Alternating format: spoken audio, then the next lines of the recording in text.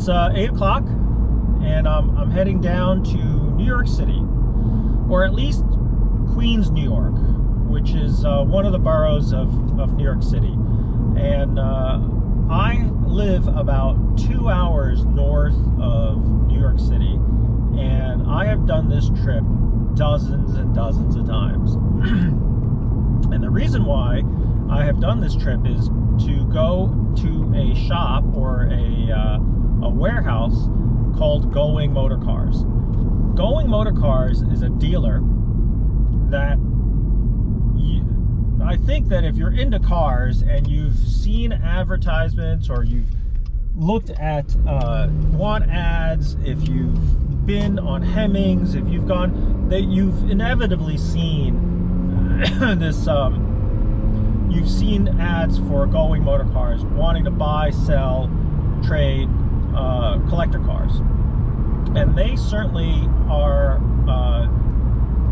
have quite a bit. And if you've ever gone down to this warehouse, you would never imagine that a place would be in Queens, just off the Triborough, or nowadays it's called the RFK Bridge. It is a place where they have so many collector cars and just unbelievable inventory. And it all started many years ago, probably has to be over 20 years ago, by the owner, Peter Kumar. Peter Kumar would, in the beginning, would buy everything and sell everything. I mean, just I hate to call it like the bottom, but it would be a bunch of wrecked cars and not really great, rusty, but they would always be bargains. I mean, you would find stuff in his in the collection that was just, or up for sale, that was so cheap, and it would be, MGBs, it would be Triumphs, it would be Maseratis even. I mean, just stuff that he would buy and turn around and sell, and it was unbelievable. And occasionally you'd find pretty good bargains. I mean, sometimes I feel like what Peter did in the beginning, and possibly even today, is I find that most car people are dreamers. They want to be able to buy something that they can bring back. If they can get a bargain, they will. It's like buying a fixer-upper house. There's a certain type of person that sees the diamond in the rough, and they won't go buy a new house. They won't go buy one that's already done. They always want to buy something that needs a little bit of sweat equity, want to have a little bit of time and energy, and they believe that they can buy it cheaper and then put some energy into it and make it beautiful again.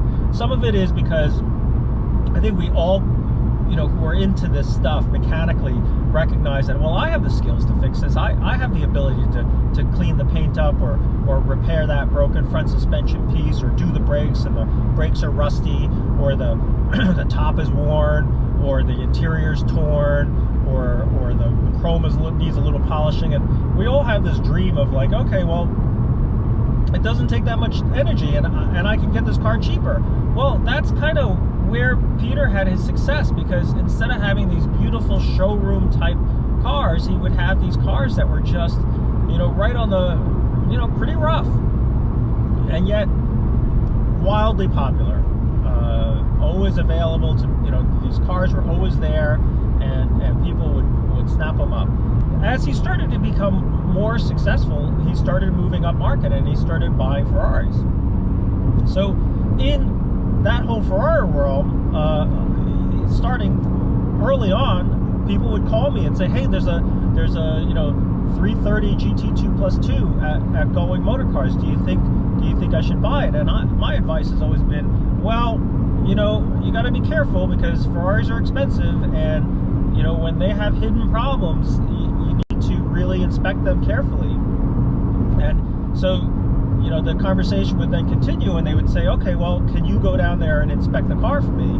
And obviously I know them a little bit, and I said, yeah, sure, I'll go down there and inspect it. And as long as you covered the time it would take for me to drive down there, inspect it, and put together a report. And most people would say, yeah, that's fine, and send me down there, because look, if you're now, Peter was dealing in six-figure cars, paying me the fee of a day to go down there and drive and see the car was well worth it, because you're not buying a $6,000 pig in a poke. You're buying a six-figure car. So I started going down there and meeting the guys, and met Peter, and inspected these cars. And what was interesting was, 50% of the cars I'd go and see, I would basically say, you really should find a better car.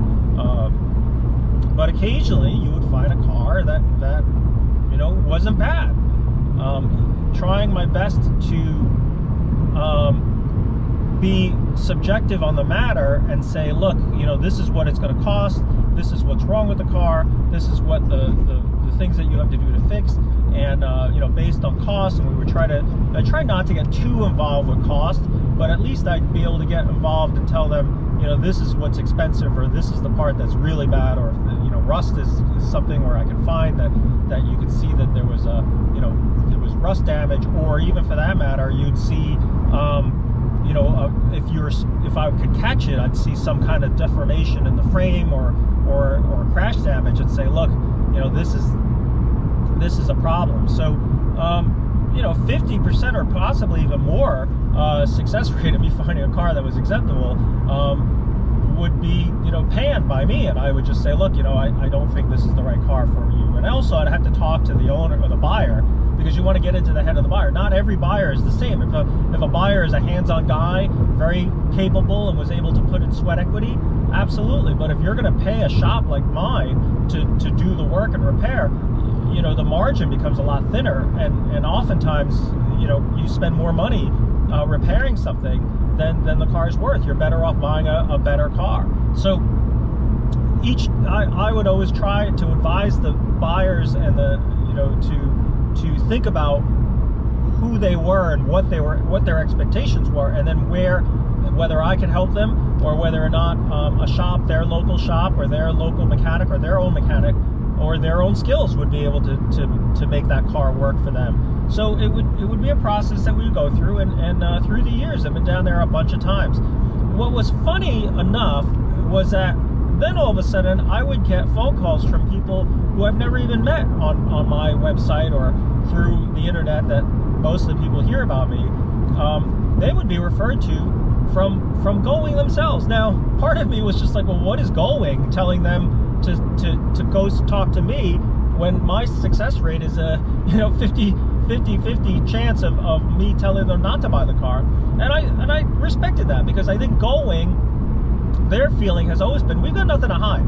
We buy these cars, and we represent them as what they are. I mean, they're not, I think it's still, buyer beware, but if somebody has a problem with their car, okay, don't buy it. We'll sell it to somebody else. But so they recognize pretty quickly that if I went down there and did it, and with my reputation of being an objective eye to a car, that if I gave my buyers an approval, they would buy it. And so Gullwing felt it would be better to send someone like me to inspect their car. So when somebody came in and said, I'd like to buy this car, do you recommend anybody who could do an inspection?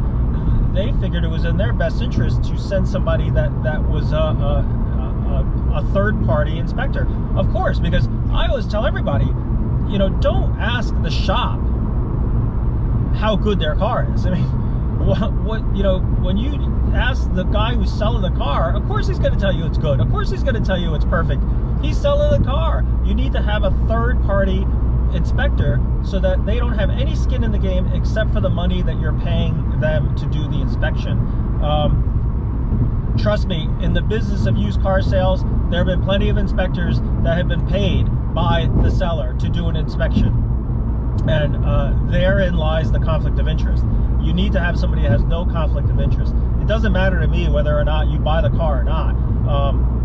And on top of that, another layer of that is that I'm busy enough. I don't need the work. So even if I sold the guy the car, or told the guy buy this car, and the car was eventually going to come to me to fix, I've got so much work, I don't need another car. In fact, a lot of times I have that conversation in my own head, which is just like, so if I tell this guy it's a good car, I know what's coming next. The next question is, so when can you take my car?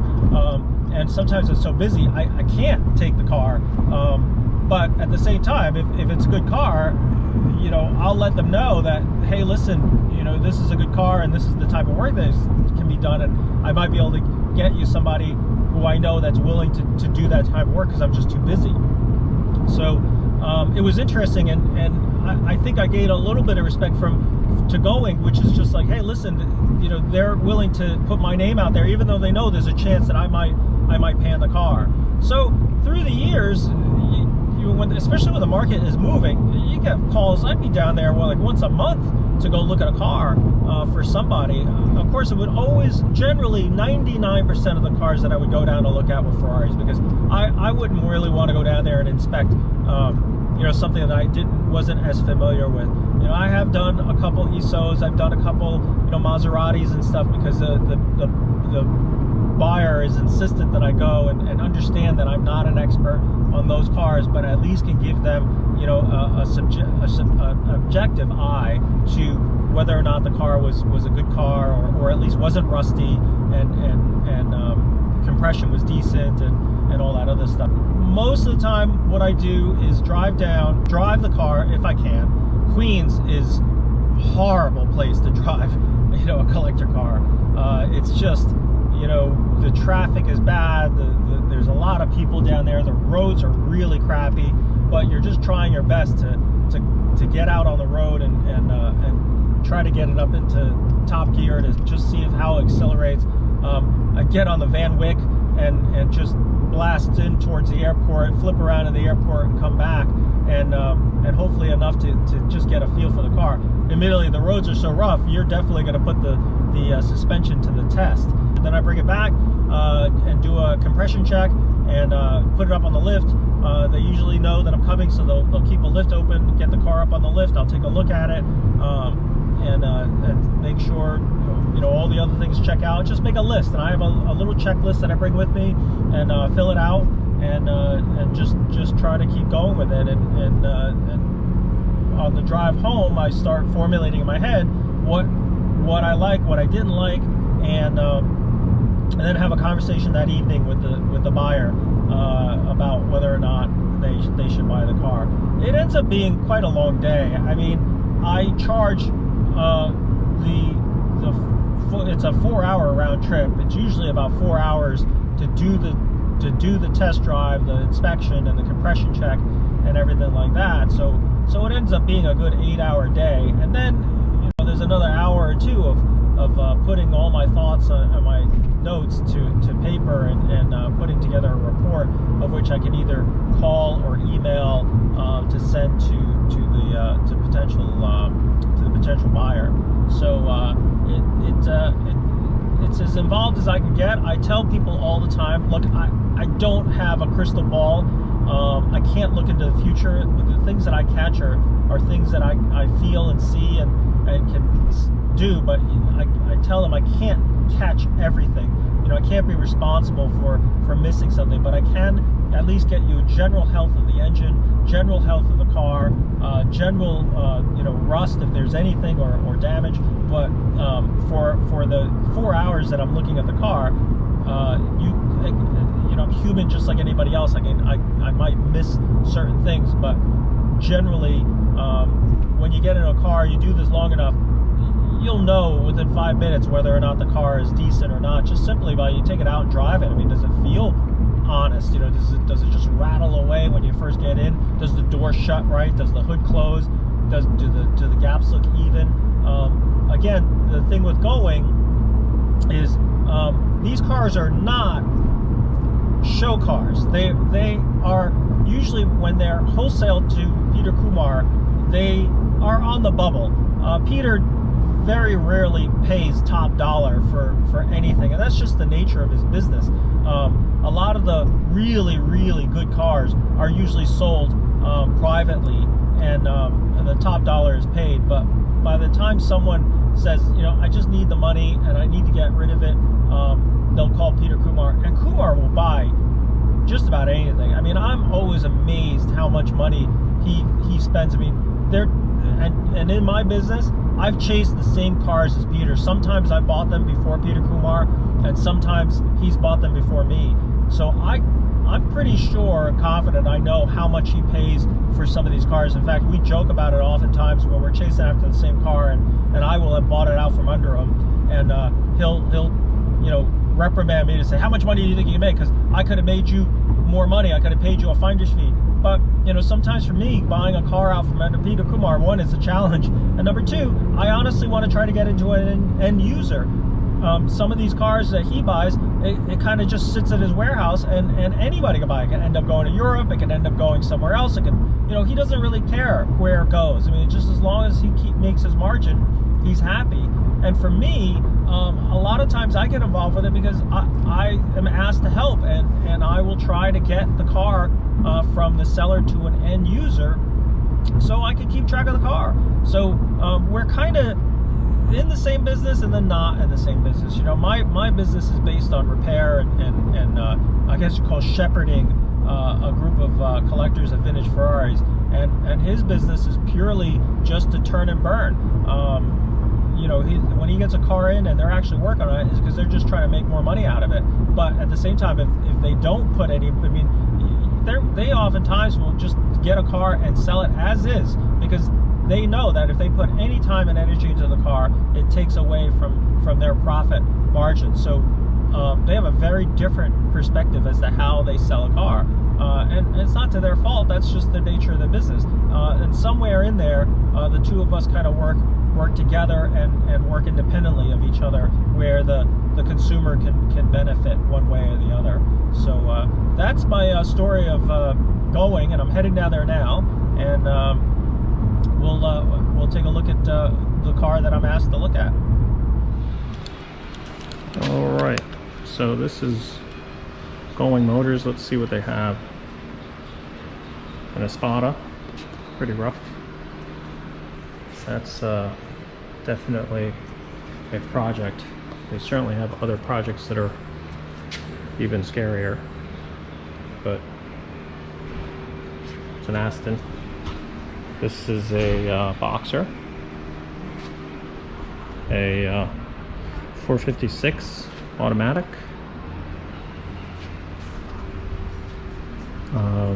C Coupe 356, B or C, I'm not sure. DB2, 3, not really up on my Astons. Lamborghini 400 GT, 365 GT2 plus 2, another Aston, Maserati, another Espada, a little bit better shape, but these things can be pretty scary stuff. Bentley, Mercedes Cabriolet.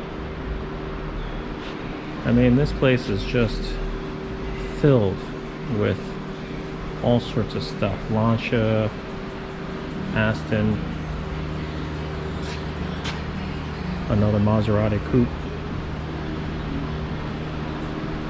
360, 330 GTC, another Boxer, Aston 308, Jag, Maserati,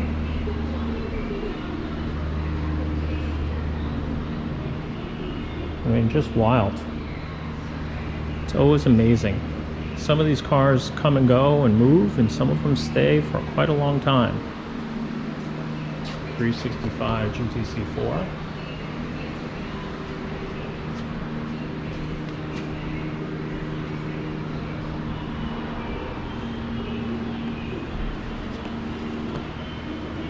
There's a 330 GT2 plus 2.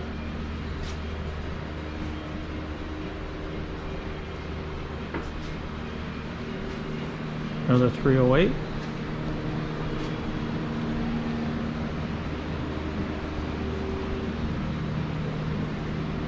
This is cute. It's like an Ace. This is pre-Cobra, but pretty cute car. Jag.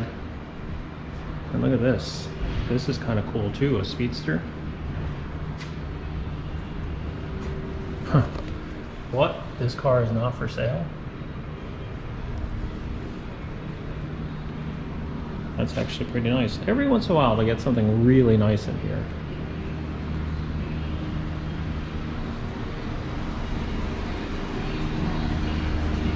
Let's check out the back row here. There's another GTC4. Ghibli.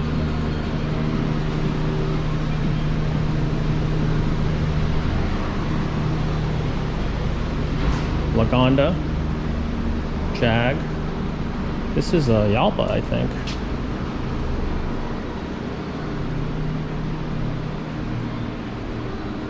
It's always amazing, some of these cars, they just, where did Peter Kumar find these?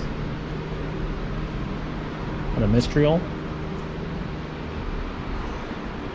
This is, Jesus, why can't I come up with a name? This is the Dino, yeah, the Bora. So this was the Dino competitor that Maserati came, V8, mid-engine.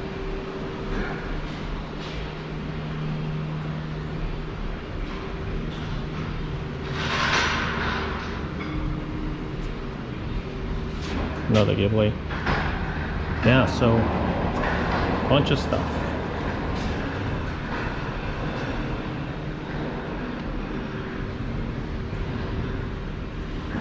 You know, and you see this kind of stuff and you're just like, okay, well, Jaguar replica, possibly.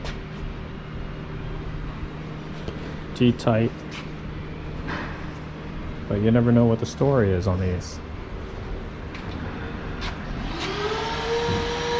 And there's a TR3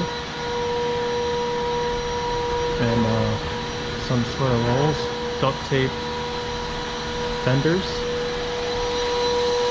So yeah, that's the deal here. And the car that I came to look at is this 330 GTC, which I'm okay with.